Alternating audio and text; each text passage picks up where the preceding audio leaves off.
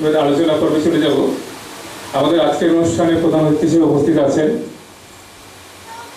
আমাদেরই খুব কাছের মানুষ তপতি সরকার। আমি তাকে আমন্ত্রণ জানাচ্ছি এখানে আসার জন্য। আমরা তাকে ফুল দিয়ে বরণ করে নেব।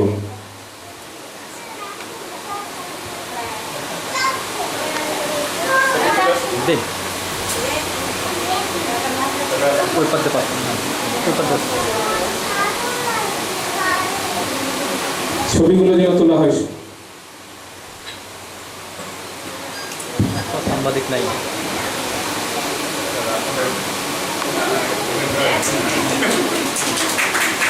স্যার সামনে থাকা একটু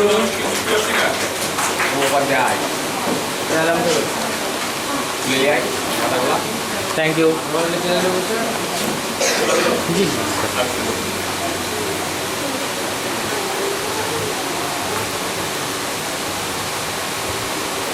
আমরা আজকে আমাদের সম্মানিত অমিতাকেও বরণ করে নিব। তাকে বরণ করে নিব।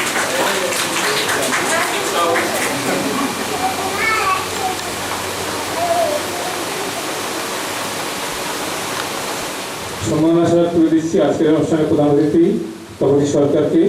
সবাই একটু করতালি দিয়ে তাকে অভিনন্দন জানাই।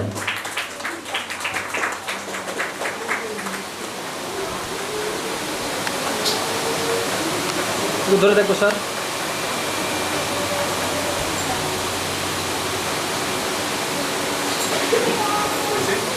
এক মিনিট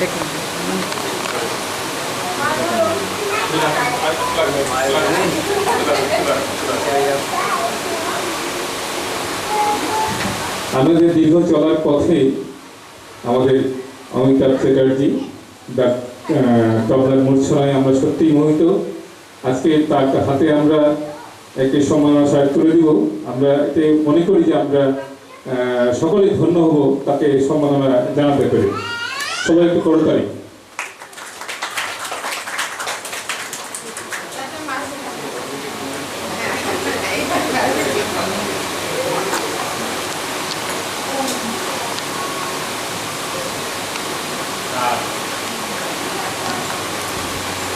থ্যাংক ইউ।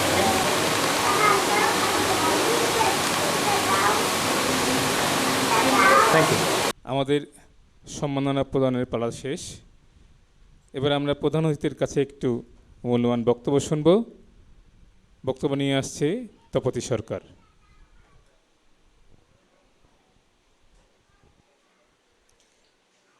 আসসালামু আলাইকুম। মানে আজকের গীত রং একাডেমির প্রতিষ্ঠাতা মোহাম্মদ রেজাউল ভাইকে অসংখ্য অসংখ্য অসংখ্য ধন্যবাদ। সেই সাথে আমাদের শ্রদ্ধেয় দাদা অমিতাভ দাদাকেও অসংখ্য ধন্যবাদ। আর এত বড় একটা সুন্দর আয়োজন করার জন্য আরেকবার কৃতজ্ঞতা প্রকাশ করছি। আসলে আমি তো অনেক দিন থেকে এই প্রতিষ্ঠানের সাথে জড়িত, প্রায় 12-13 বছর হতে চলল। তো ভাইয়ের আন্তরিকতা, সেই সাথে আমরা পাশে পেয়েছি অমিতাভ দাদাকে। এই দুজনের সহযোগিতায় যে আমাদের বাচ্চারা এত সুন্দরভাবে তৈরি হচ্ছে, এটা আসলেই প্রশংসার যোগ্য। এটা মানে ওনাদেরকে ধন্যবাদ দিলে কম দেওয়া হয়ে যাবে আমাদের। আমি যতদূর জানি যে দাদা রাজশাহীর ভিতরে মানে সেরা তবলা বাদকদের মধ্যে একজন। হ্যাঁ, তো সে তার সহচর্য পাচ্ছে আমাদের বাচ্চারা। এটা কিন্তু আমাদের জন্য একটা পরম সৌভাগ্য। আর ভাইয়ের যে আন্তরিকতা, আমি আসলে সেই প্রথম থেকে দেখে আসছি, অনেক দিন থেকেই দেখছি। দিন দিন আন্তরিকতা বাড়ছে, কমছে না। ভাই যে এত ধৈর্য কোথার থেকে পাই ভাই জানেন। মাঝে মাঝে আমি তো দেখে অধৈর্য হয়ে যাই। আমি তো অ্যাডাল্ট লার্নার নিয়ে কাজ করি, তারপরেও তো দেখে আমি অধৈর্য হয়ে যাই। কিন্তু ভাই যে এত ছোট ছোট বাচ্চাগুলো কিভাবে ম্যানেজ করেন আমি বুঝতে পারি না। হ্যাঁ, তা ওনার এই মহৎ গুণটি আরও বেশি দিন আমরা পাই, এই দোয়া করি আল্লাহর দরবারে।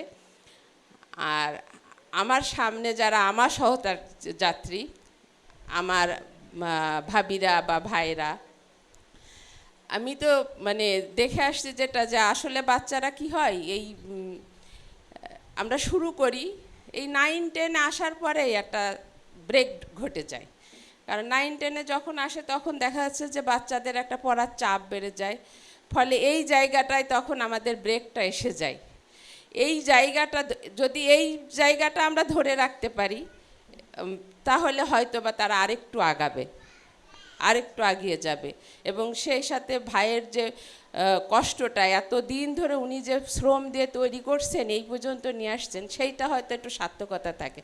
তো আপনাদের সবার কাছেই রিকোয়েস্ট থাকবে এবং সেই সাথে ছোট্ট ছোট্ট এই বাবুদের কাছেও রিকোয়েস্ট থাকবে যে বাবারা, পড়ালেখা তো থাকবেই, এইটাকে তো কোনোভাবেই মানে ইগনোর করা যাবে না। একটু সময় দিয়ে স্যার যেটা বলেন যে সবসময় বেশি না, 5টা মিনিট 10টা মিনিট সময় দিয়ে এই জায়গাটা একটু ধরে রাখো। এই জায়গাটা ধরে রাখার জন্য জাস্ট একটু শুধু ভালোবাসা দরকার, আর একটু ওই যে সবসময় স্যার যেটা বলেন যে একটু গান শোনা বা একটু এইগুলো একটু করলে আমরা এই জায়গাটা ধরে রাখতে পারবো। আর ভাইয়ের কাছে আর একটা রিকোয়েস্ট থাকবে, আমরা জাতীয় পর্যায়ে কাউকে দেখতে চাই ভাই। হ্যাঁ, আমাদের ভিতরে অনেক প্রতিভা আছে, আমরা একটু জাতীয় পর্যায়ে কাউকে দেখতে চাই। এই মানে রিকোয়েস্টটা আমি দুজনের কাছেই রাখছি, রেখে আমি আমার কথা শেষ করছি। ধন্যবাদ সবাইকে। ধন্যবাদ। আজকের অনুষ্ঠানের প্রধান অতিথি উনি চমৎকার বক্তব্য দিয়েছেন। আসলেই ইচ্ছা শুধু যে বললাম, প্রথমে একটা কথা বলেছিলাম, আমরা কিন্তু একটা টিম ওয়ার্ক করছি, যেখানে আমার শ্রম লুকিয়ে আছে, এখানে তবলায় অমিতাভ চ্যাটার্জি তারও শ্রম লুকিয়ে আছে, তার সাথে সাথে আপনাদেরও পারিবারিক শ্রম লুকিয়ে আছে। যে কথাটা বললেন আমাদের তপতি সরকার, ওনার আসলে ওনার ছেলে বর্তমানে এখন ভারতে পড়াশোনা করছে, সে কিন্তু আমার সাথে আমার কাছে গান শিখতো। সে চলে যাওয়ার পর বিদ্যা আমার কাছে শিখছে। এর ধারাবাহিকতা দীর্ঘদিন ধরে রয়েছে, সম্পর্কটাও গড়ে আছে। বিষয় হচ্ছে কোথায় আপনাদের আন্তরিকতাই কিন্তু আমার এগিয়ে চলার প্রেরণা। এখন বিষয় হচ্ছে দেখা যাচ্ছে আমি চেষ্টা করছি, করতে গিয়ে দেখা যাচ্ছে যে কথা বললেন যে 9-10-এ গিয়ে যে একটা সবার একটা সায়েন্স নেওয়ার প্রবণতা তৈরি হয়ে যায়, যেখানে ওই ফিজিক্স কেমিস্ট্রি বায়োলজি আর ম্যাথের দিকে দৌড়াতে আর গানের পিছনে দৌড়ানো কিন্তু হয়ে ওঠে না। হ্যাঁ, তো যে কারণেই একটু যদি আমরা চেষ্টা করি, এটাকে যদি গানটাকে যদি একটা সাবজেক্ট মনে করি ফিজিক্স কেমিস্ট্রির মতো, তাহলেই কিন্তু গানটা সম্ভব। আমরা প্রত্যেকেই এই প্রত্যাশা রাখবো এবং আমারও চেষ্টা থাকবে, কারণ এখান থেকে যদি কেউ জাতীয় পর্যায়ে যায়, এটা সুনাম শুধু আমার নয়, এটা আপনাদের সবারই, আমি এটা মনে করি। সেই চেষ্টা আমি অবশ্যই রাখবো, সেই প্রত্যাশা আপনাদের কাছে দিলাম, অভিব্যক্তি প্রকাশ করলাম। সেই সাথে আপনাদের সহযোগিতা চাই আগামী দিনগুলোতে আরও যেন ভালো কিছু করতে পারি, ভালো কিছু উপস্থাপন করতে পারি, এই জন্য আপনাদের সহযোগিতা প্রয়োজন। আমরা এবারে অমিতাভ চ্যাটার্জি, তাকে সম্মাননা স্মারক তুলে দিলাম, আমরা তার কণ্ঠে কিছু শুনব। আমি আসলে তবলা বাজাই, কথা বলার অভ্যাস আমার নাই। কথা ঠিক বলতে পারি না, তবু আজকের অনুষ্ঠানের প্রধান অতিথি আর গীতরং একাডেমির পরিচালককে সামনে রেখে বলছি যে কেউ যদি মনে করে আমি কিছু করব তাহলে করতে পারে। আর আমার যতটুকু ধারণা যে আমার খুবই প্রাণের মানুষ রেজাউল ভাইয়ের পরিবারটা খুব ছোট্ট, একটা বউ আর একটা বাচ্চা, কিন্তু এখানে তাকালে তা মনে হয় না, এত বড় তার একটা পরিবার। গীতরং একাডেমি একটা বিশাল পরিবারে পরিণত হয়েছে এবং এখানকার প্রত্যেকটা অভিভাবক এত ভালো যেটার ভাষায় প্রকাশ করা যায় না। আমি সবাইকে হয়তো এইভাবে কথা বলি না, কিন্তু বাচ্চাগুলোকে খুব ভালোবাসি। শহরে বহুজন আমার সহযোগিতা চেয়েছে, আমি যাইনি আসলে। মানে যারা সহযোগিতা চেয়েছে তাদের কাছে আমি খুব একটা আপন মনে করিনি তাদেরকে। তো আমি অনেক দূর থেকে আসি, একদম শহর থেকে এখানে আসি, এখান থেকে যাই, এটা শুধুমাত্র একটা প্রাণের টানে। আজকে আমাকে যেটা দিল আর কি, সেটা আমি আমার যোগ্যতায় পেলাম কিনা জানি না, হয়তো খুব ভালো বন্ধু হিসাবে আমার হাতে তুলে দিয়েছে।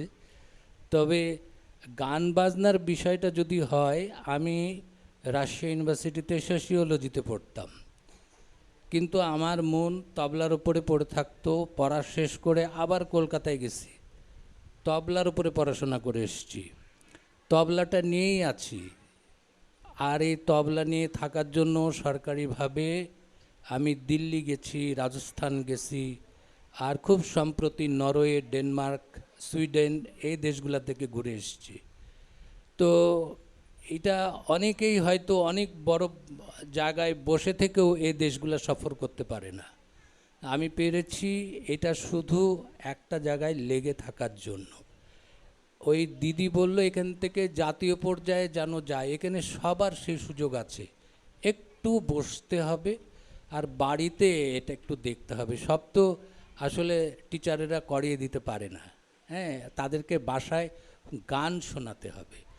যা এখান থেকে করে দিবে সেটা তাদের শোনাতে হবে, তাইলেই তারা উঠে আসবে। বিশেষ করে আজকে বা এর আগেও দেখেছি বাচ্চাগুলো এত ভালো গায়, ওদের ভয় নাই, ডর নাই, কিচ্ছু নাই, দারুণ করে গায়।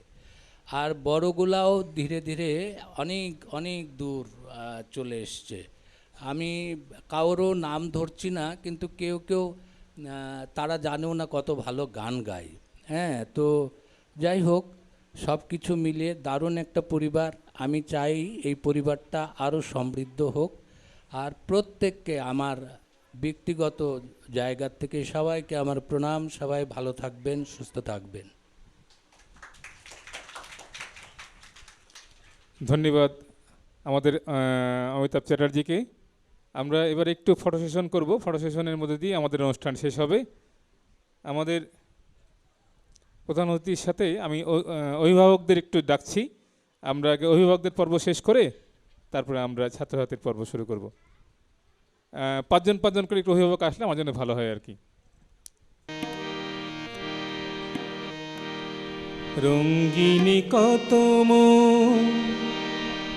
মন দিতে চায়, কি করে বোঝাই কিছু চাই না, চাই না, চাই না। সন্দেহে ভরা হোক তোমার দু চোখ, আর কারো চোখে আমি চাই না, চাই না, চাই না। রঙ্গিনী কত মন দিতে চায়, কি করে বোঝাই কিছু চাই না, চাই না, চাই না।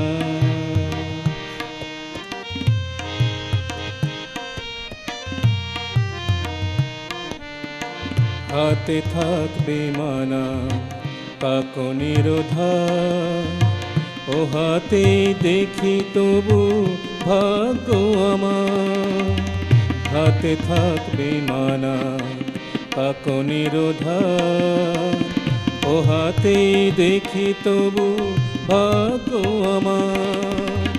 কাব্যের ভুল থাক তোমার গানে, কাব্যের ভুল থাক তোমার গানে, আর কারো গান আমি গাই না। কি করে বোঝাই কিছু চাই না, চাই না, চাই না। সন্দেহে ভরা হোক তোমার দু চোখ, আর কারো চোখে আমি চাই না, চাই না, চাই না।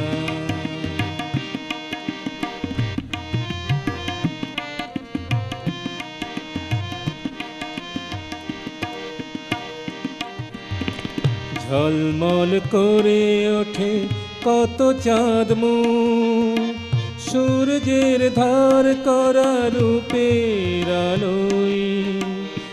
এক অতি সাধারণ মুখ দেখি আমি, যে রয়েছে ভরপুর মন্দ ভালোয়।